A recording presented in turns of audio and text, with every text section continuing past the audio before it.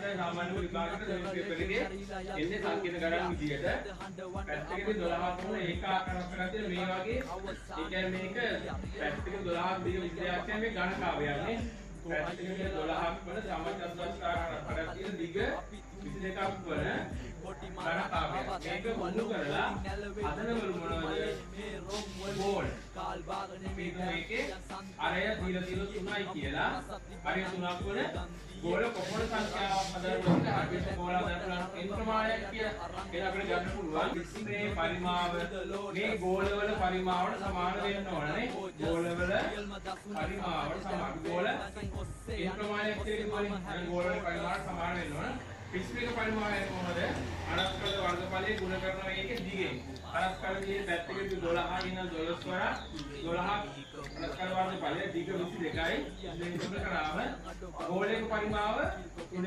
4යි πr ගණය 3න් 4යි πr ගණයක් ඒ වගේ අපි ගෝලෙන් ප්‍රමාණය කියලා අපි ගෝල සංඛ්‍යාවෙන් කියලා ගෝල සංඛ්‍යාව එන්නම් ඊළඟ පිටු ගෝල සංඛ්‍යාවක් ප්‍රමාණයක් නම් 12 වරක් සුළු කරන්නේ එතකොට කෙට්ටයක් පාවිච්චි කරලා අපි ගණන් හදන්නේ 12 වරක් 22 සමාන වෙනවා 3න් 4ක් π කියන්නේ 7න් 22යි ගෝලයේ ආවේ දීලා තියෙන 3යි 3ඒව 3ක් නේ ගුණ කිරීම n මෙතනදී ඔක්කොම බත ගුණ කිරීම නිසා පුරා ලේසි සුළු පැමිණ මේ විදිහට මේ තුනට මේ ලවයේ ආවේ 3ක් කැපෙනවා නේ ඊට පස්සේ මේ මෙන්න මේ තුනට මෙන්න මේ 12ක් අපන්න පුළුවන් දෙකම මේ තුන මෙහෙටාම හරියට යන නිසා 12න් තුන කැපෙනවා 3ක් වෙන 3 ඒවා 4යි. නැවත මේ තුන පුළුවන් මේ තුන කපන්න 4යි. ඊට පස්සේ මේ හතර තියෙනවා මට මේ හතර කපලා දාන්න. ඊට පස්සේ මොකක්ද තියෙන්නේ? 22කට 22 කැපෙලා යනවානේ. ආමුණක් ඉතුරු වෙලා තියෙනවා. තවත් ඉතුරු වෙලා නැහැ අර පැත්තේ තියෙනවා 7 විතරක්. තව එන් කියන මේ පැත්තේ තියෙන මොකද්ද?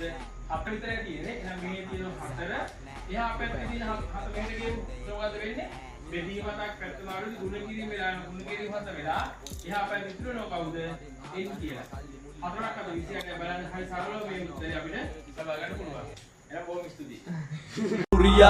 Ko ayyala bahimu dan kong waling bagaratan lemedo api dunne tong waling koti mara kabat anu walong waling nalawedo deberu male merong waling